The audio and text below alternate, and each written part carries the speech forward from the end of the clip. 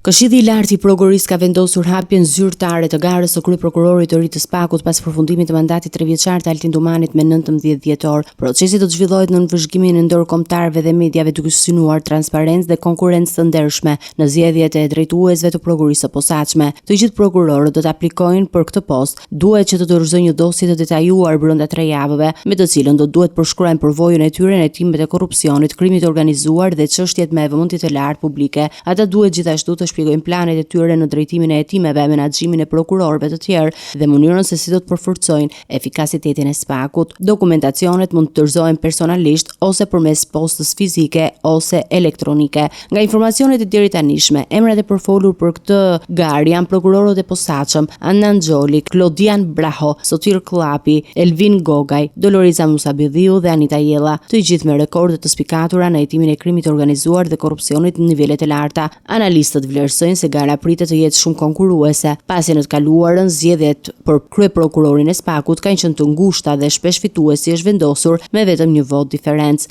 KLP-ja njofton se procesi do të zhvillohet në mënyrë transparente dhe me respekt ndaj rregullave të brendshme. Anëtarët e Këshillit, të cilët në garat e mëparshme nuk kanë qenë gjithmonë të injozshëm, këtë herë do të përfshihen në votimin e kandidaturave nga fillimi deri në fund, duke siguruar një proces të qartë dhe të drejtë. Procesi i garës pritet të përfshijë dëgjimin e kandidatëve, vlerësimin e dosjes dhe diskutime të brendshme të KLP-s me qëllim zgjedhjen e kryeprokurorit të ri të Spakut, i cili do të drejtojë prokurorinë e posaçme në vitet e ardhshme dhe do të ketë një rol vendimtar në luftën kundër korrupsionit dhe krimit të organizuar në vend.